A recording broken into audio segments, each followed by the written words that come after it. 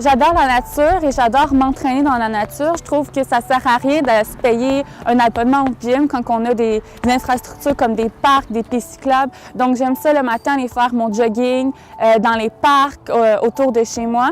Ça m'aide à reconnecter avec la nature, ça m'aide à me réveiller du bon pied. Donc moi je viens d'une famille qui mange de la viande. On a toujours mangé beaucoup de viande. J'avais jamais considéré être végétarienne. Pour moi, c'était pas un enjeu qui était important. Puis là, à un moment donné, j'étais en train de me maquiller et j'ai remarqué que sur un de mes cosmétiques, c'était écrit « non testé sur les animaux ». Donc là, ça m'a vraiment intriguée. Puis je me suis demandé si ça consistait en quoi les tests sur les animaux exactement parce que je ne savais pas trop qu'est-ce qui rentrait là-dedans.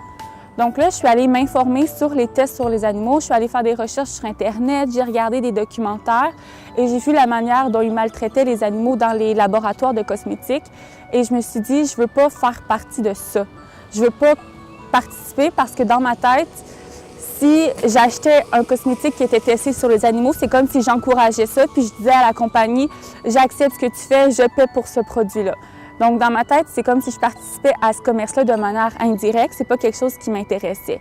Donc là, j'ai commencé à faire de plus en plus attention aux cosmétiques que j'achetais, puis aux marques que j'achetais aussi pour différents produits.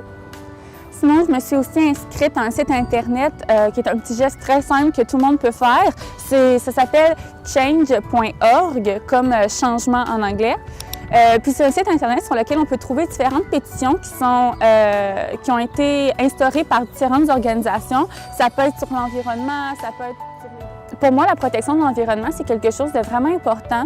Puis je crois qu'on peut faire en tant que citoyen quelques petits gestes au quotidien pour aider à la préserver. Parce que comme on sait, c'est important de faire attention à notre environnement si on veut pouvoir la conserver un jour puis si on ne veut pas la détruire.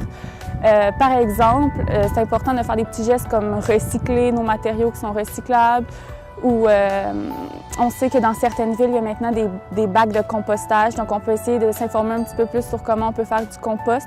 Je trouve que c'est facile d'être végétarienne, surtout avec les différentes options qui s'offrent à nous. Donc c'est très facile d'aller chercher toutes ces protéines, son fer et les nutriments dont on a besoin avec des ingrédients qui sont faits à base de plantes plutôt que des animaux. Par exemple, il y a différents produits qui contiennent beaucoup de protéines, comme les noix, les légumineuses et les produits à base de soya. Aussi, il y a d'autres options qui s'offrent pour les personnes qui trouvent ça plus difficile d'abandonner la viande, ce qu'on va appeler les fausses viandes, qui sont souvent des produits faits à partir de protéines de soya. Donc, par exemple, mes préférés sont les lanières de faux poulet et les hamburgers qui vont imiter un petit peu le goût, la texture du steak haché, mais qui sont en fait faits à partir de différentes céréales et de légumes.